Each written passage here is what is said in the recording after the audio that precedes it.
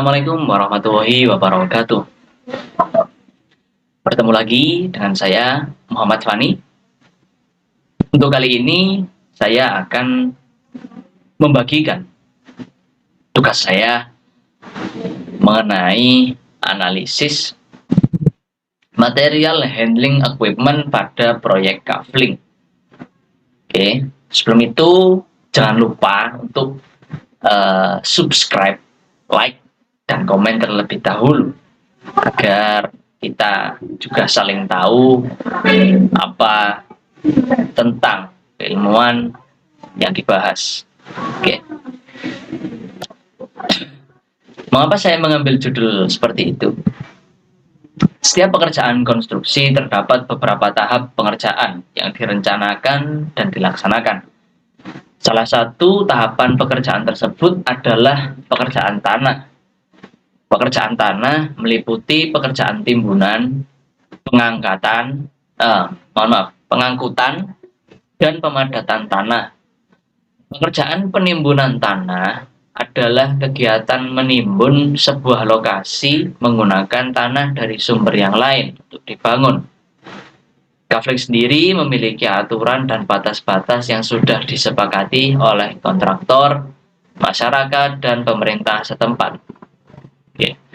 Serta melalui proses pertimbangan dan perhitungan mengenai dampak di masyarakat juga dampak terhadap lingkungan sekitar.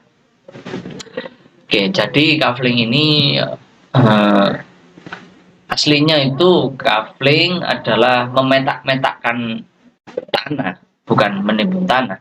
Tapi maksud saya di sini menulis seperti itu adalah kita menimbun tanah yang nantinya akan dibagi-bagi atau dikafling seperti itu. Lokasi tempat proyek berlangsung. Di sini saya kedapatan ada proyek di daerah sekitar rumah saya, yaitu Kampung Keramat Jegu, Kelurahan Trosobo, Kecamatan Taman, Kabupaten Sidoarjo. Kemudian metodologi penelitian yang saya gunakan. Di sini saya menggunakan dua metode penelitian, yaitu yang pertama survei lapangan secara langsung. Yang kedua, studi data lewat internet dan jurnal. Untuk jurnal yang saya pakai adalah karya Diki Setiaadi Hadi Effendi dengan judul Perhitungan Kebutuhan Alat Berat pada Pekerjaan Tanah Proyek Pembangunan Pabrik Precast di Sentul. Oke, jadi kita acuan utamanya ada di jurnal milik Diki Setiaadi Hadi ini.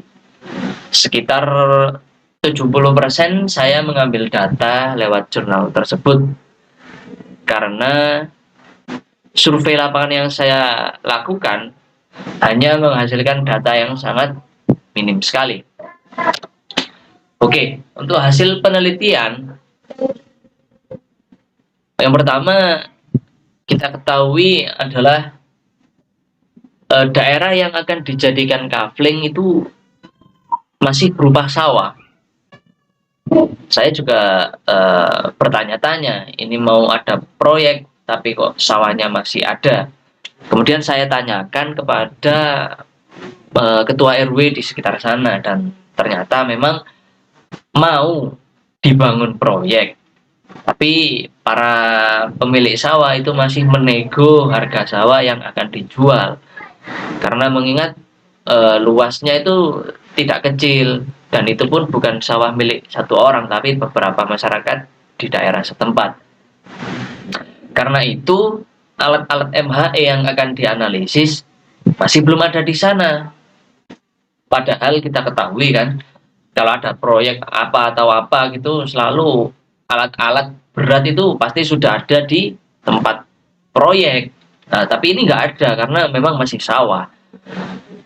Menurut informasi Pak RW tadi, proyek akan dimulai pada akhir September 2027. Ini kemungkinannya ada dua.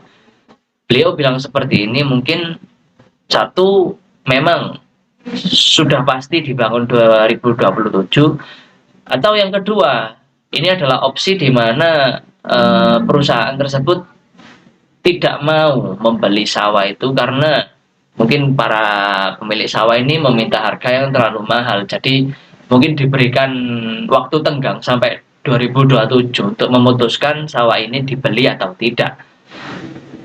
Maka dari itu penulis akan memaparkan alat-alat MHE pada proyek kafling ini berdasarkan sumber internet dan jurnal terkait. Sebagai contoh, pada gambar yang paling atas itu ada vibration roller. Fungsinya adalah untuk menggemburkan tanah.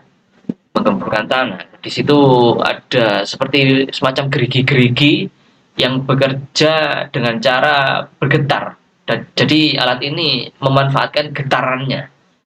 Oke. Yang kedua di bawahnya ada gambar bulldozer. Jikalau kita lihat ini adalah seperti traktor yang dimodifikasi dengan cara diberi pisau atau alat untuk mendorong pada bagian depan. Kemudian rodanya itu diganti seperti hampir mirip tank lah, atau ekskavator, sama seperti itu. Kemudian yang bawahnya lagi ada gambar kompaktor. Ini adalah sering kita jumpai ketika ada orang menambal aspal atau melakukan penimbunan ini untuk penghalusan, pemerataan agar tanah atau aspal itu menjadi lebih rapat dan kuat. Tuh. Kemudian di sini ada gambar shoot dari lokasi tersebut, bisa kita lihat di situ sekitaran area makam Mbah Barnawi. Oke, area yang akan dibangun kafling adalah lahan berbentuk segi delapan yang tidak rata. Ini saya lakukan survei dan mengambil kesimpulan ini, gambar ini, saya menggunakan kilinometer dibantu dengan Pak RW di sana, sehingga kan memang gambarnya itu aslinya juga bukan segi delapan, namun kita asumsikan lah, kita pakai 8 titik terluas dari tanah tersebut, kemudian kita ukur panjangnya dan sudutnya.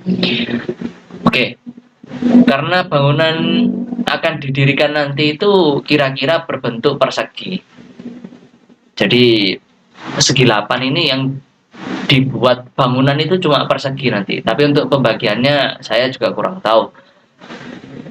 Terus bagaimana dengan sisanya? Ya kita menurut itu tadi tetap di kafling semuanya, namun nanti yang dibangun nanti itu cuma persegi, kemudian yang lain sisanya itu digunakan fasilitas umum seperti taman, pos, dan infrastruktur yang lain. Mengutip dari jurnal, alat-alat MHE yang biasanya dibutuhkan pada proyek kafling itu adalah kren, kompaktor, bulldozer, tamping roller, dan loader. Oke. Namun berdasar lokasi yang masih belum dapat dipastikan, kita hanya akan membahas bulldozer terlebih dahulu, karena bulldozer ini adalah satu MHE yang pasti akan digunakan dalam proyek kafling. Begitupun juga dengan kompaktor. Tapi kita cuma bahas bulldozer aja. Oke. Dalam melaksanakan pekerjaan pemindahan tanah mekanis dengan menggunakan alat berat, bulldozer adalah suatu alat di mana traktor menjadi alat penggerak sekaligus juga tempat dudukan alatnya. Di awal kita sudah bahas. Kadang-kadang bulldozer juga disebut traktor yang diberikan suatu alat tambahan yang berupa pisau pendorong. Nah, ini yang bagian depannya. Kemudian berdasarkan blade-nya atau pisaunya, bulldozer dapat dibagi menjadi 4, yaitu 1 universal blade, 2 straight blade, yang ketiga angling blade, dan yang keempat cushion blade. Oke, kesimpulan yang didapatkan, yang pertama, MHE yang paling sering digunakan adalah bulldozer dan kompaktor. Oke, jadi sawah rendah itu kita kirim pasir dari tempat kita beli pasir, terserah nanti mau kirim pasir dari mana. Itu pasti mereka menggunakan dump truck. Dump truck. Apakah dump truck ini termasuk MHE? Tidak. Dump truck itu termasuk transportasi ya, karena MHE itu memiliki jangkauan tertentu. Kalau dump truck itu sudah termasuk alat transportasi.